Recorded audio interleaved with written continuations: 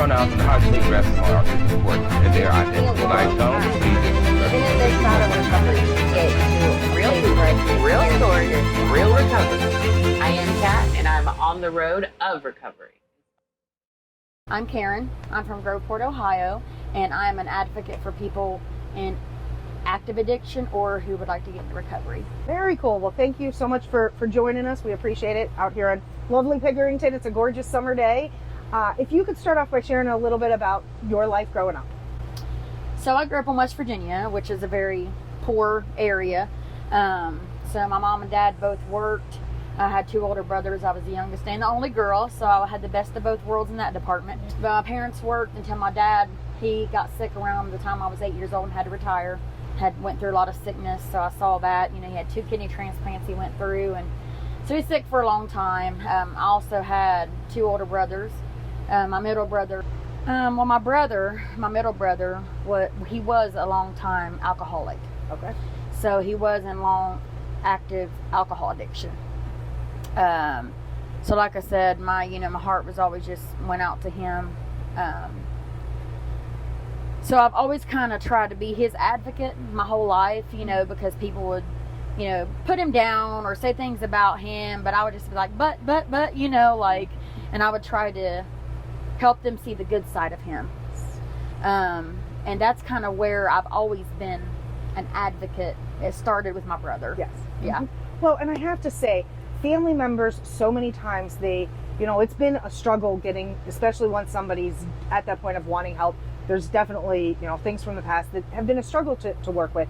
And then, somebody wants help, and the way people are treated, who your brother is, you love him, and being able to advocate, because a lot of times that's the only way things get done. Could you share a story of somebody that's reached out to you, asked for help, and how you went about doing that? Absolutely. I recently just had a girl that I've known for quite a while, and I went to church with her parents. And she was in active addiction, and recently her mom had posted, I need to get my daughter in somewhere. And so I messaged her, and I was like, hey, I know a guy. Yes. And I gave her Micah's number, and she, as far as I know, she is in there and loving it and doing great. That's awesome. This just happened I want to say a month ago maybe. Yeah. So very cool. What are those spiritual skills that you utilize on a daily basis or consistent basis to keep that peace and to continue to find that joy? So I have a best friend. I'm gonna cry probably, but we've been best friends for a long time. And there was a time in my life when the enemy tried to take me out mentally. It was bad, and it lasted for about 7 years. My best friend is there for me. I can call her anytime, and we've been through a lot together over the years. We've been friends now for, I want to say, 24 years. Yeah. And she can call me anytime. I can call her anytime. So you got to use those people that are going to uplift you and encourage you and not feed you unhealthy stuff. Right. So you have to, like I said, your circle matters, who you're listening to, what you're taking in matters, because everything that comes in here, goes here, and comes out here. Can you talk about the work that you guys do in the community for advocating? Yeah. So we have a lady in our church who works with the risk team in Columbus. I believe it's in Columbus that she works. And so at our food pantry once a month that we have at our church is on South High Street in between the drive-in and the Circle K gas station. Okay. Judah Tabernacle, yeah. So we do a homeless ministry once a month. We feed them at the library on South High in Columbus.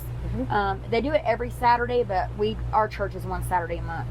So, they make out the spread. They always usually have a ice cream float bar, and we do hot foods, cold foods, whichever season appropriate. But we do, we have a lot of food and stuff, and so they feed those at the library once a month.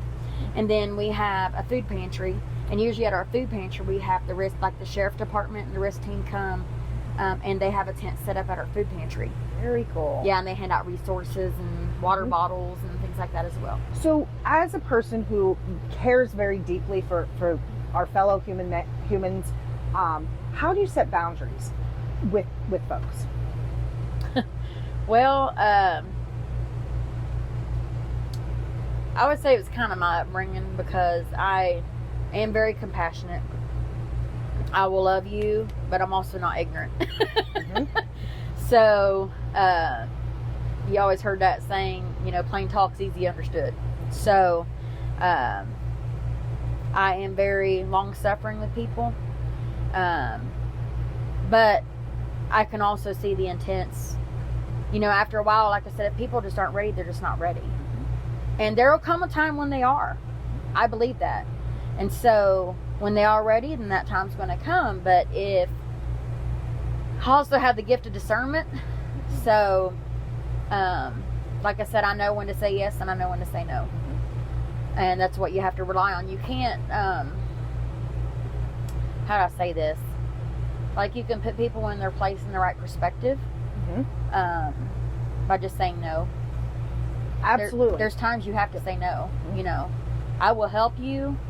I will do whatever I can do for you, but I'm not going to hand out money for you to feed your addiction. Just things like that. I will feed you. I will give you the shirt off my back if you want it, if you need it. You know what I mean? Yes. But I also am not ignorant to the fact that some people do abuse the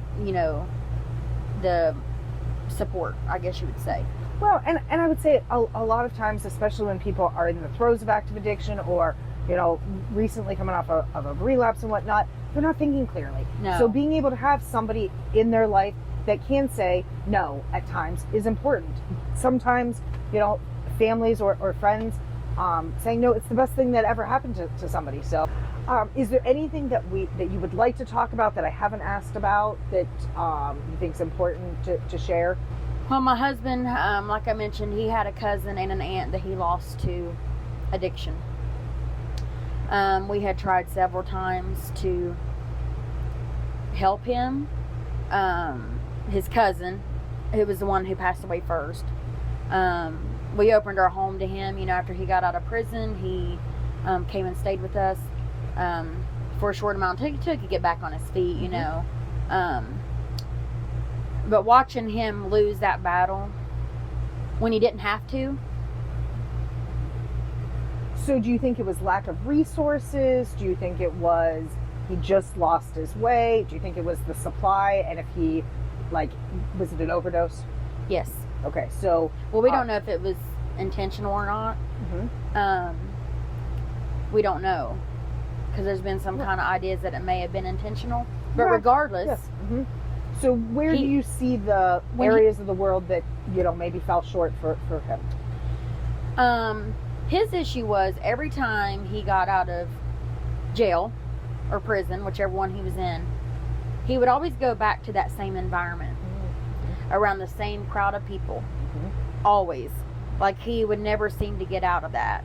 Well, thank you so much for coming out here and sharing your story, but more importantly, thank you for all the work that you do. That kindness, compassion that you share with other people on that individual basis makes not only a difference in that person's life, but it has that ripple effect of their family members and the people that they interact with.